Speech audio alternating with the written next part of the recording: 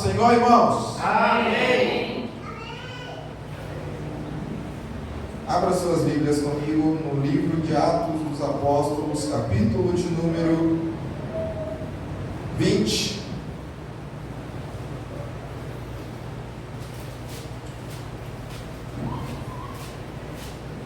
Capítulo de número 20.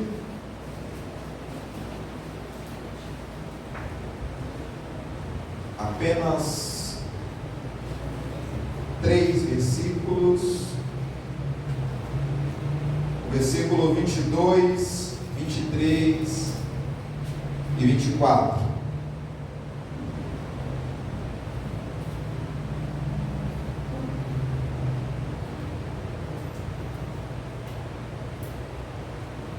Amém, irmãos? Amém. Está escrito assim: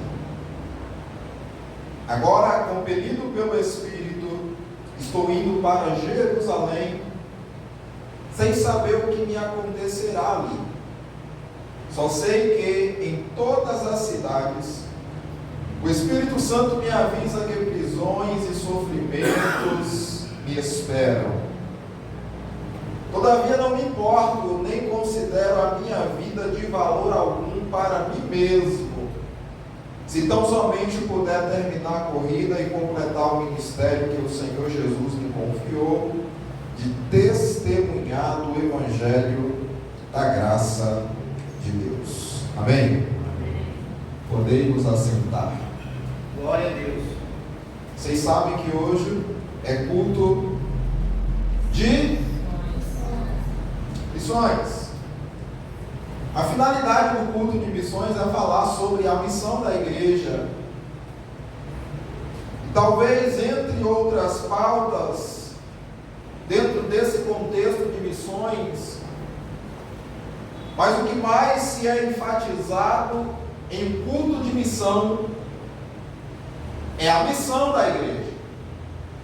É aquilo que a igreja ela tem por incumbência da parte do Senhor Jesus para fazer aqui neste mundo e nesta terra. Eu estive pensando um pouco hoje a respeito do ministério de um missionário, embora o livro de Atos ele registra a história de uma igreja missionária. A igreja cujo livro de Atos dos Apóstolos fala sobre ela, escreve acerca dela, era uma igreja missionária, foi uma igreja missionária.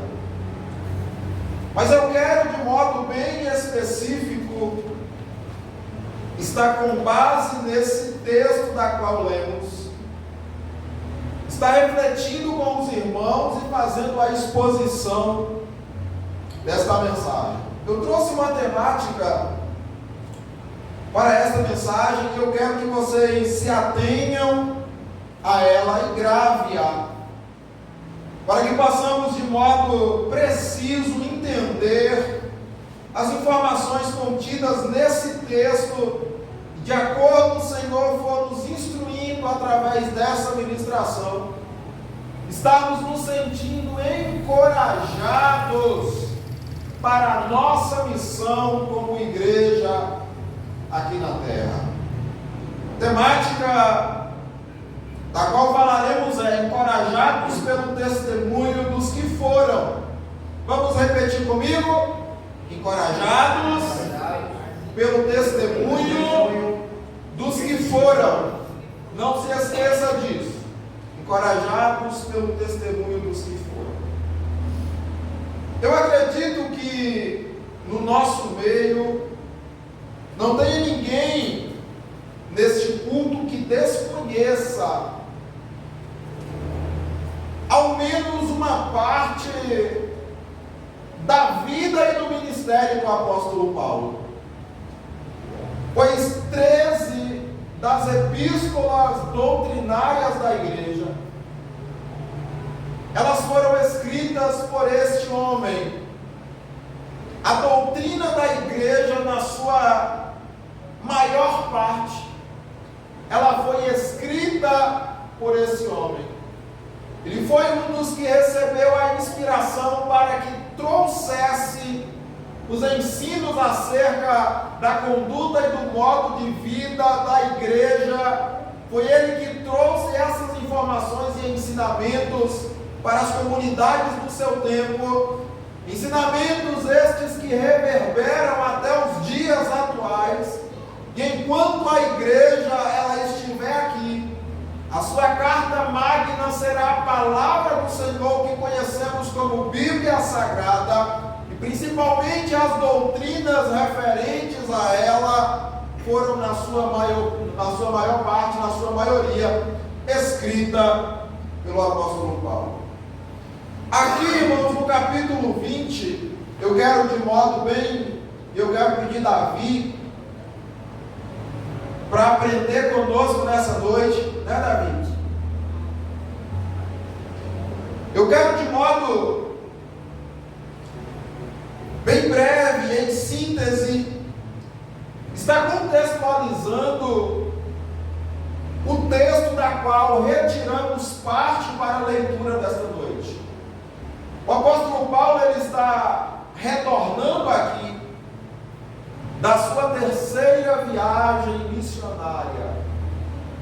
Do capítulo 13 ao capítulo 21 do livro de Atos dos Apóstolos está registrado as 3 viagens missionárias empreendidas pelo apóstolo Paulo.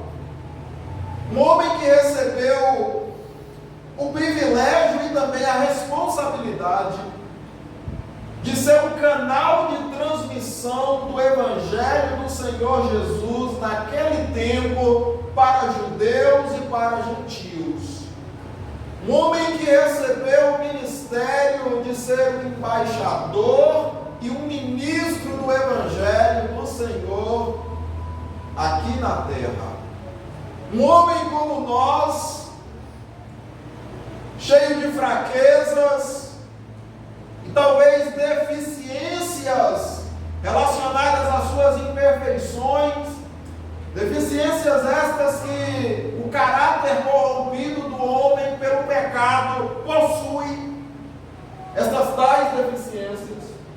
Mas um homem da qual Deus, quando falou com Ananias acerca dele, disse: este é para mim um vaso escolhido. Foi alguém que Deus, desde o ventre, escolheu para esta missão e para este trabalho. O Senhor Jesus, ele cumpriu o seu ministério de evangelização, pregando acerca do reino de Deus e do arrependimento durante o tempo que aqui esteve, e do Senhor para a cruz e sendo crucificado. No capítulo número 16 do Evangelho, conforme escreveu Marcos, está registrado que, tendo Jesus ressuscitado dentre os mortos, ele aparece mais uma vez aos seus discípulos. Salvo engano, no versículo de número 16 deste capítulo, ele diz a estes: ide por todo o mundo, pregai o Evangelho a toda a criatura. Mateus ele também registra esta ordem imperativa de Jesus para os seus discípulos.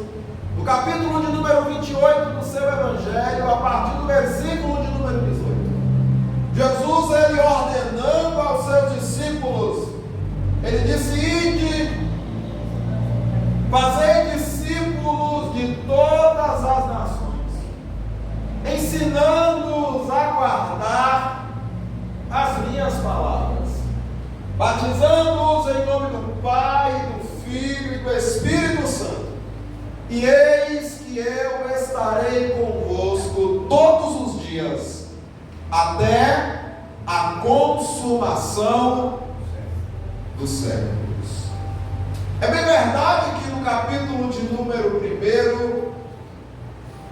do livro de Atos, da qual estamos pautados nesta noite, Lucas ele registra que Jesus, após após ressuscitar dentre os mortos, ele passa cerca de 40 dias com seus discípulos, dando-lhes instruções acerca das coisas referentes ao reino, daquilo que eles deviam fazer e do modo que deviam proceder após a sua ascensão aos céus.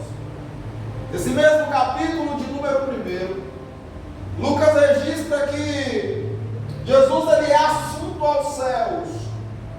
E tendo Jesus sendo assunto aos céus, imediatamente ou posteriormente, em um tempo não muito distante, é escolhido um novo substituto para ocupar o lugar daquele que o traíra, a saber, Judas.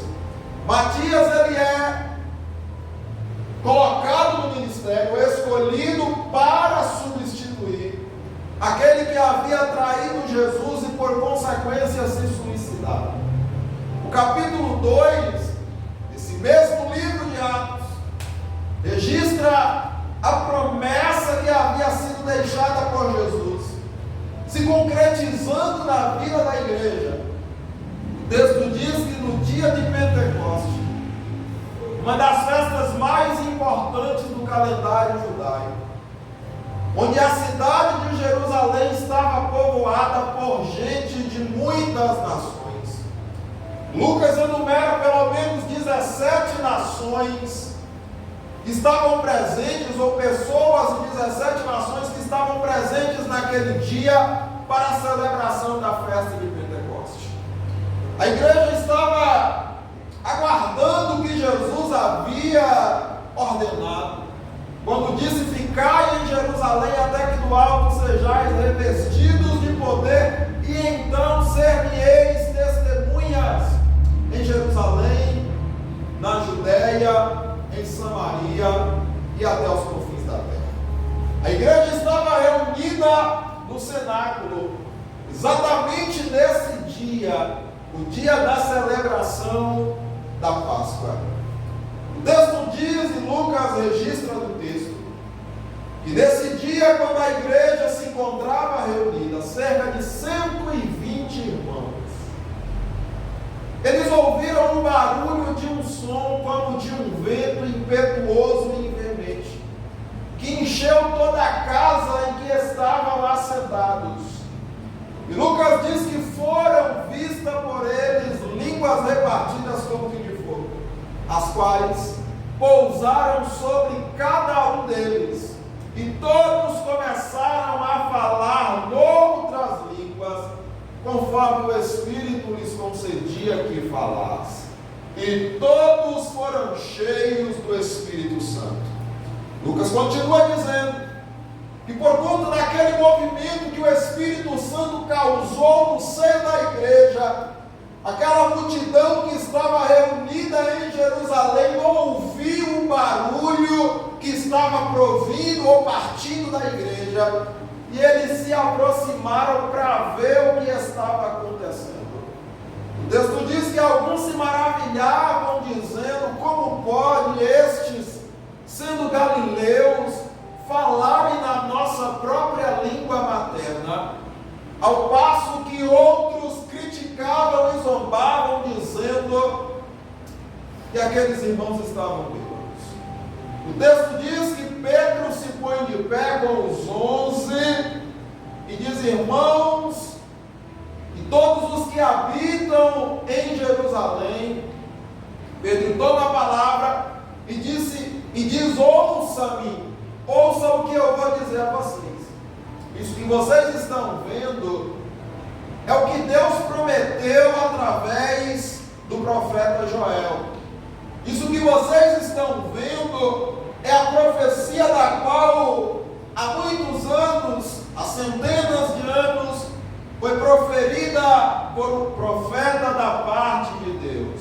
Quando ele disse: e há de ser que naqueles dias derramarei do meu espírito sobre toda a carne.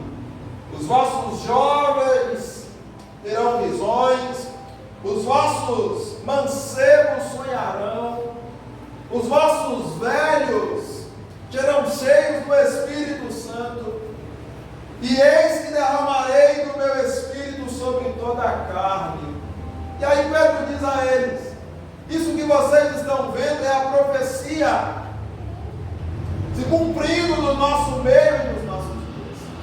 A partir dali, começa o primeiro discurso de evangelização da igreja após a ascensão de Jesus. Pedro prega para aquela multidão que havia se aproximado. E é mediante esta pregação que cerca de 3.000 homens foram convencidos pela palavra que foi proferida para aquele homem. Foram convencidos pelo Espírito Santo e foram agregados à igreja, à família de Cristo. Dali por diante, a igreja segue o seu trabalho, a sua trajetória. A pregação, a evangelização, o anúncio das boas novas acerca do Senhor Jesus Cristo. O tempo passa, e com o passar do tempo, irmãos, um homem por nome Saulo, perseguidor da igreja, homem cruel, homem defensor da lei mosaica, um fariseu por excelência, ele é encontrado por Jesus quando ia até Damasco tomar cartas para perseguir a igreja. O texto diz que de repente vem do céu uma luz tão incandescente que o faz cair ao chão, e ele ouve uma voz que lhe diz: Saulo, Saulo, por que tu me persegues? E ele pergunta: quem és, Senhor? E Jesus responde: eu sou Jesus, a quem você persegue. E a partir dali Jesus diz a ele: Saulo,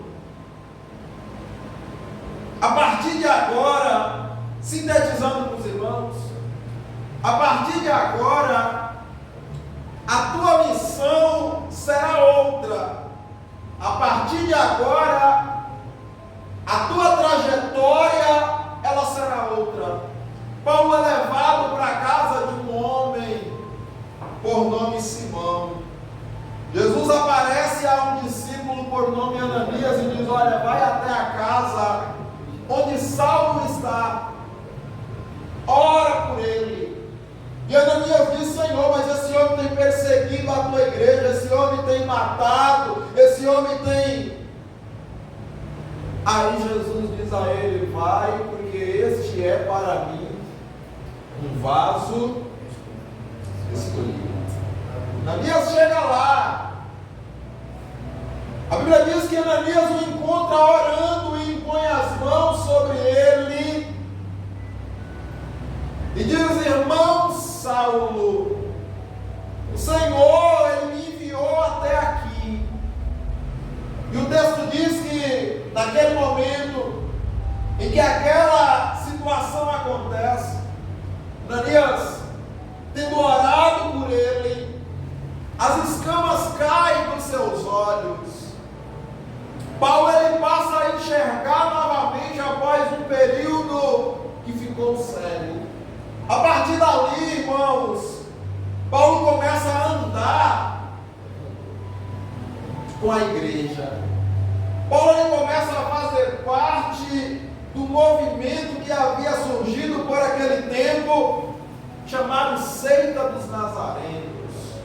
O movimento que era o início e a formação da igreja de Cristo Jesus. O tempo passa.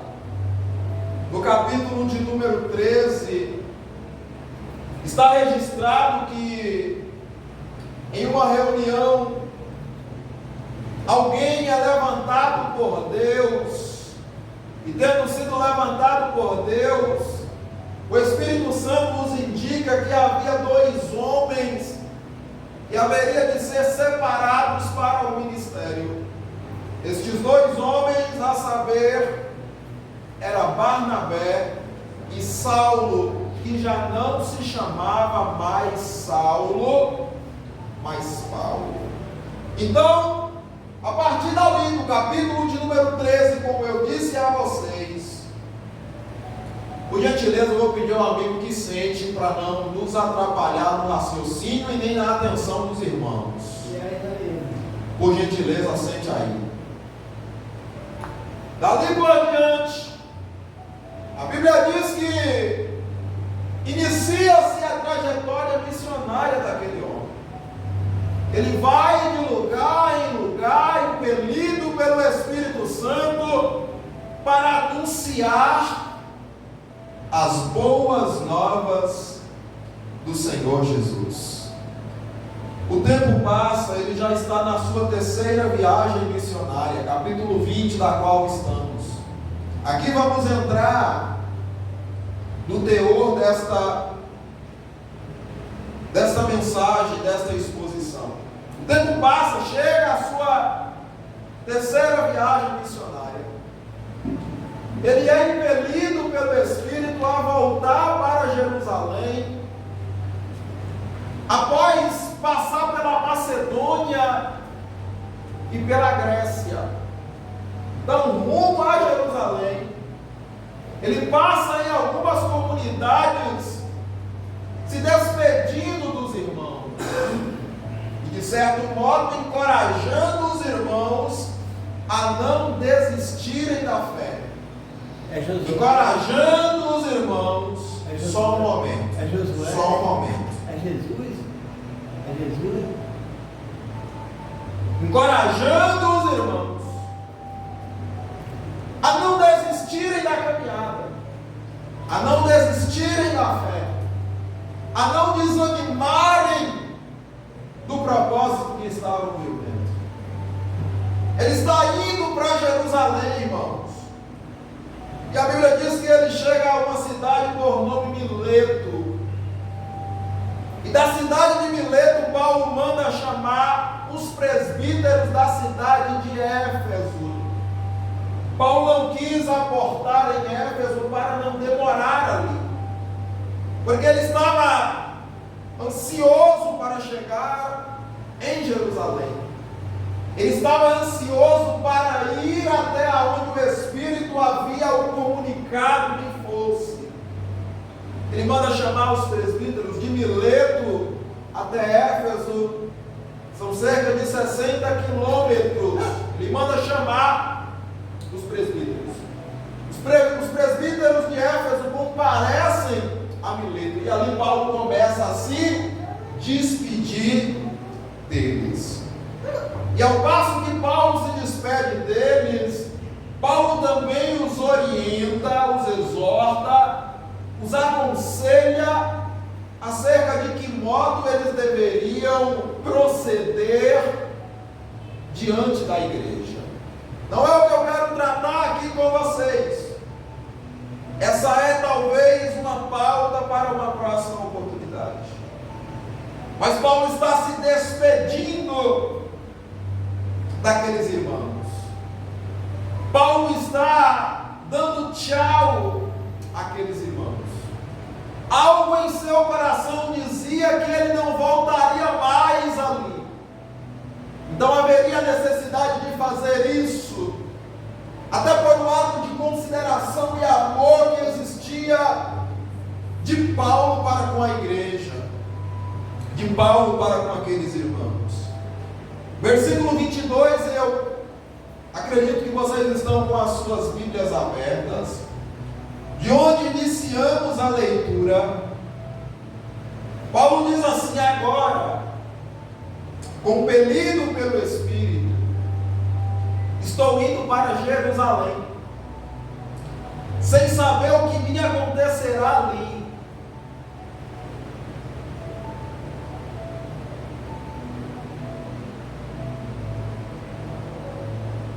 Olha para cá.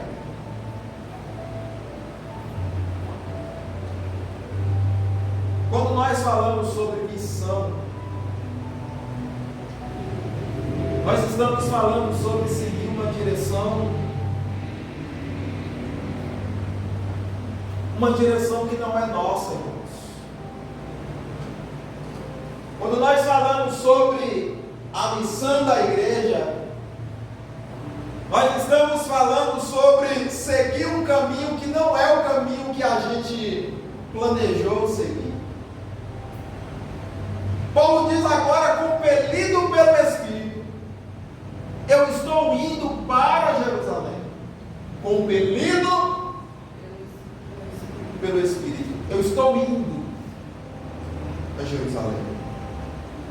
Mas eu não sei o que me acontecerá ali. Eu só estou. Ele não me disse o que vai acontecer lá. Ele só pediu para que eu.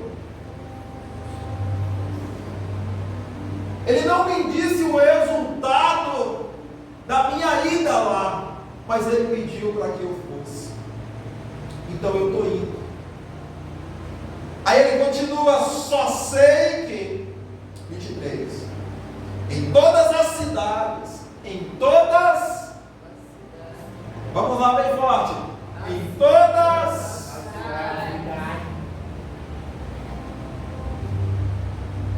o Espírito Santo me avisa que prisões e sofrimentos me esperam. Paulo está dizendo, vamos contextualizar isso aqui, juntar isso aqui dentro de um contexto compreensível. Ele me impeliu a ir para Jerusalém e não me disse o que vai acontecer. Mas em todas as cidades, esse mesmo Espírito me diz que sofrimentos e prisões me esperam. Aqui eu vejo um homem disposto a viver a essa magnitude de entrega, a viver esse propósito desafiador, mesmo sabendo que em todas as cidades em que ele passou e que ele havia de passar, ele não ia encontrar rosas, ele não ia encontrar conforto, aplausos, ele não ia encontrar glamour, ele não ia encontrar essas coisas que geralmente nós almejamos como seres humanos encontrar. Mas ele disse, eu estou indo, eu vou para lá. Eu estou me despedindo de vocês porque eu estou sendo impelido para ir para lá. A direção pode até não ser minha, mas eu confio naquele que está me direcionando a ir para lá. Eu quero dizer algo a vocês, irmãos. A igreja, ela não pode viver sob a direção humana. Porque quando a direção humana ela é impetrada no seio da igreja, ela procura viver uma vida confortável. Quero chamar a atenção de vocês aqui, ó, para cá. Eu acredito que vocês estão vendo tudo isso aqui. Isso aqui é algo que tem se tornado cada vez mais comum com o passar do tempo. As coisas, elas estão mudadas e elas estão fora de direção. Porque todo o contexto, e eu disse que a igreja de Atos é uma igreja missionária. Todo o contexto em que a igreja se encontrou, ela foi uma igreja que se colocou como missionária, ou seja, como porta-voz do Evangelho, da mensagem da salvação, da mensagem do arrependimento, da mensagem de transformação, da mensagem que esclarece a eternidade. Hoje não. Hoje é: venha para receber a tua vitória, venha para receber a tua bênção, venha pegar a chave, venha pegar o código, venha receber.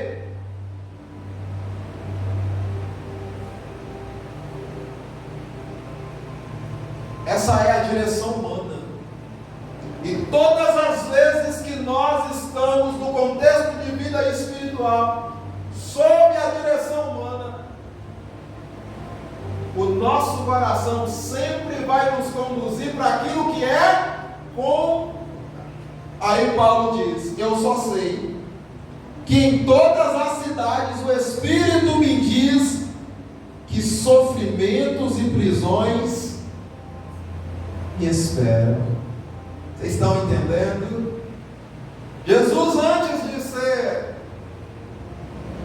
crucificado, no capítulo 16, e salvo engano, versículo 31 ou 32 do Evangelho de João, ele diz assim: no mundo terão aflições, no mundo terão aflições. O Espírito Santo me diz que em todas as cidades que eu for, sofrimentos e prisões me aguardam. Lá atrás, no mundo tereis aflições. Sofrimentos e prisões me aguardam. Você está vendo que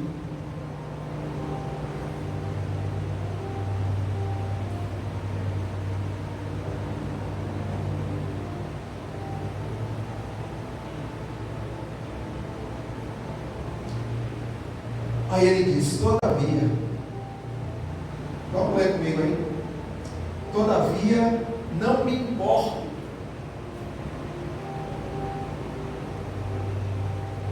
Olha para cá.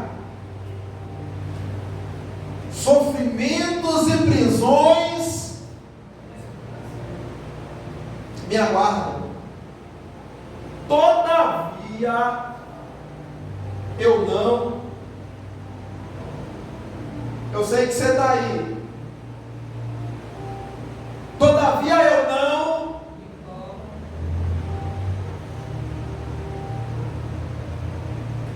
Eu não me importo. E nem considero a minha vida de valor algum para mim mesmo.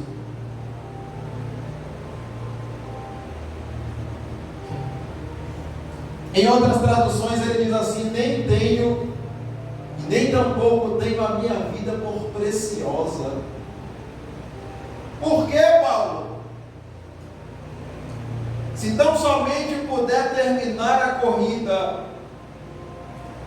ele está dizendo: se eu pelo menos conseguir terminar. E quando ele fala de corrida aqui, ele está falando do trabalho, ele está falando da responsabilidade que lhe foi impetrada por Deus. Ele está dizendo: eu não tenho a minha vida por preciosa, contanto, se tão somente poder terminar a corrida, ou puder terminar a corrida, e completar o ministério que o Senhor Jesus me confiou. Olha para cá. Eu quero completar a corrida. Eu quero terminar o ministério que o Senhor Jesus me confiou. E deixa eu te perguntar uma coisa: você tem exercido o ministério que o Senhor Jesus te confiou?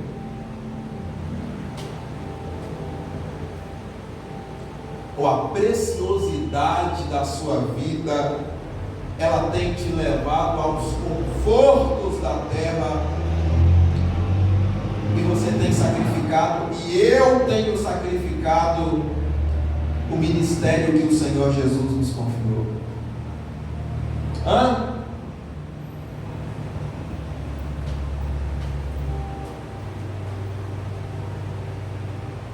Contanto que eu possa terminar a corrida.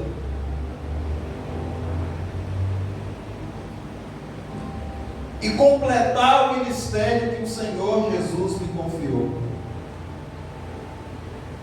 A igreja, irmãos, ou para a igreja, foi confiado o ministério. A Bíblia diz: vocês são embaixadores do Senhor. Vocês são a carta de Deus na terra. A responsabilidade de falar não é das pedras, é da igreja. Quando ele disse: vocês têm que ir, e é claro que o contexto de ir por todo mundo era óbvio pelo fato de que aquilo estava iniciando ali por eles. Mas hoje existem missionários em todos os continentes da terra. Eu e você estamos aqui na nossa cidade. Eu falei aqui a semana passada. Nós estamos aqui nesse contexto geográfico, social, tão pequeno e limitado.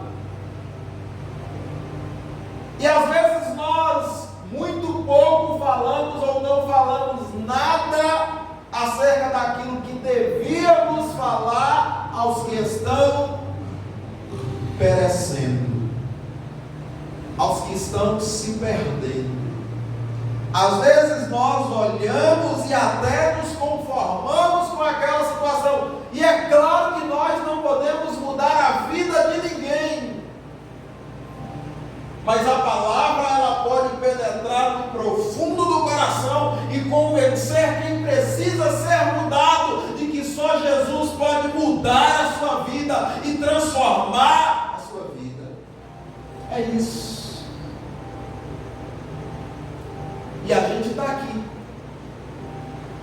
dentro de 4 paredes, cultuamos hoje, esperamos o próximo domingo para cultuar de novo.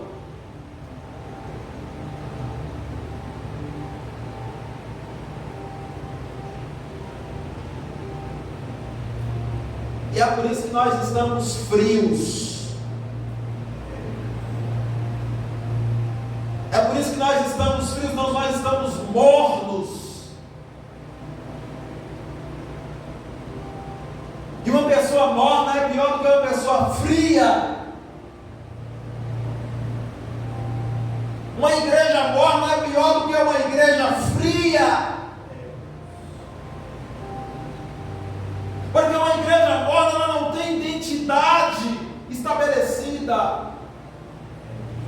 Uma igreja morna ela está com um pé dentro e um pé fora, na linguagem popular que costumamos usar. Você sabe por quê?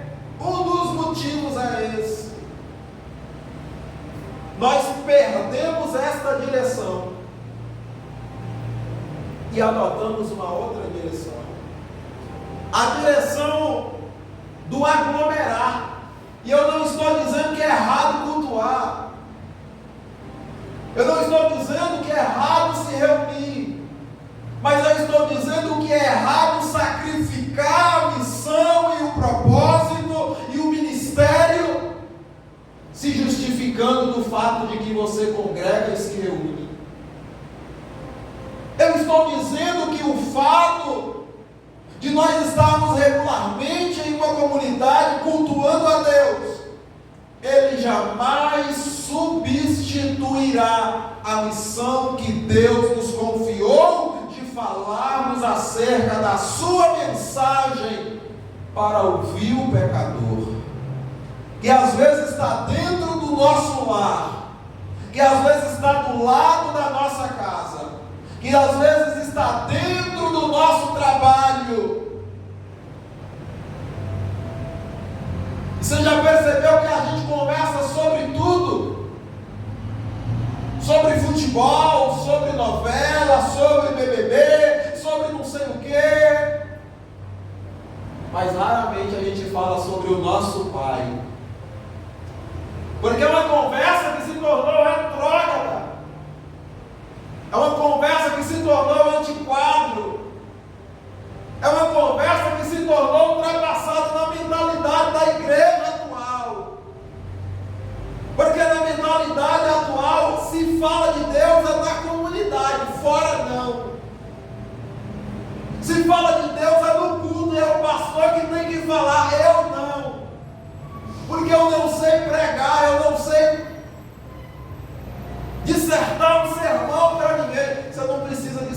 sermão para ninguém. Você só precisa ser simples.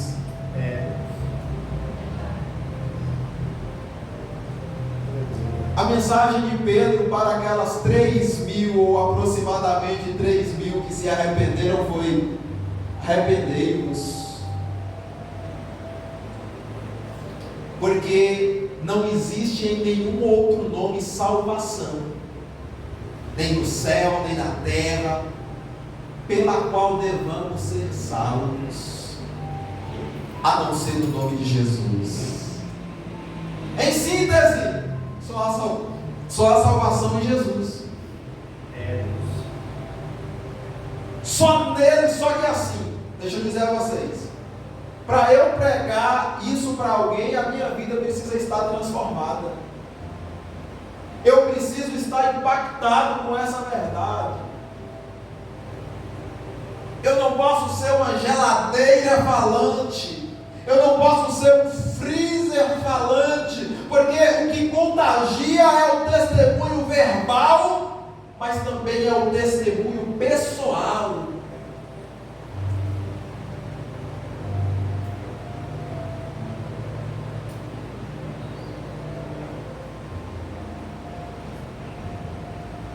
E nós precisamos pedir a Deus que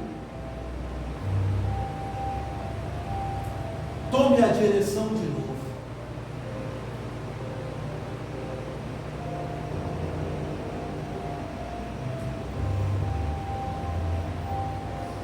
Não tenho a minha vida, ou não a considero por preciosa ou de valor algum para mim mesmo.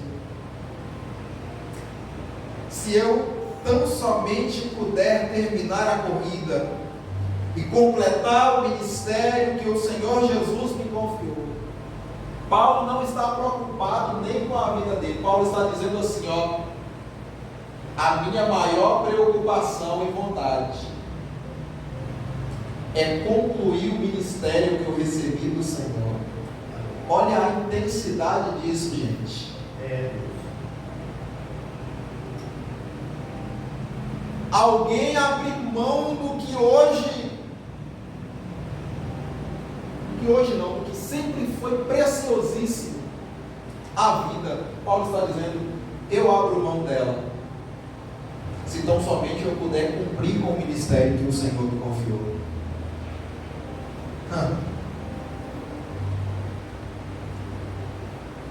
Que ministério, Paulo? Ele conclui: de testemunhar o Evangelho da graça. O que ardia no coração daquele homem era algo extraordinário. O que ardia no coração daquele homem que, em tese, é como eu, ou era como eu e você. Era um sentimento profundo de cumprir o que Deus lhe havia dado para cumprir, ainda que lhe fosse necessário dar a sua vida para que isso acontecesse. E eu disse que falaria especificamente sobre o ministério de Paulo. Fizemos uma contextualização do cenário da igreja, do momento em que Paulo ele é introduzido na igreja, ele inicia o seu ministério, e aqui ele está se despedindo de uma comunidade, de pessoas de uma comunidade, porque ele está sendo impelido pelo Espírito Santo para ir a Jerusalém, e ele sabia que talvez aquela seria a sua última visita ou passagem por aquele lugar. Ele diz: não me importo com isso. O meu compromisso é com o que o Senhor me deu, é com o que o Senhor me confiou, testemunhar o Evangelho da graça de Deus. O nosso tema é encorajados pelo testemunho dos que foram. Eu acredito que você não tenha se esquecido. Isso aqui deve ser inspirador para a nossa vida. Isso aqui deve nos tirar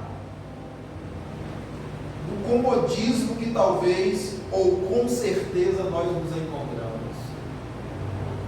Isso aqui deve nos mover de temor pelo que o Senhor nos entregou. Isso aqui deve nos fazer pensar e refletir acerca da direção que nós estamos seguindo. Qual direção tu estás seguindo? Aí tem um hino que diz assim: sempre vou lembrar da coragem, do amor, da pureza e vontade, da fé e devoção. Que mais? Da igreja do tempo de Paulo, de Pedro e João, que enfrentaram a fúria de Roma, mas nunca negaram sua fé de cristão. É um exemplo para mim, verdadeira lição. Eu queria ver a bravura dos santos em plena arena, enfrentando os leões. Vamos lá? Quanto mais a fogueira queimava, mais se ouvia o louvor dos nossos irmãos. Glória a Deus. Sobre o sangue tombavam nas ruas, chegavam nos céus com a vitória nas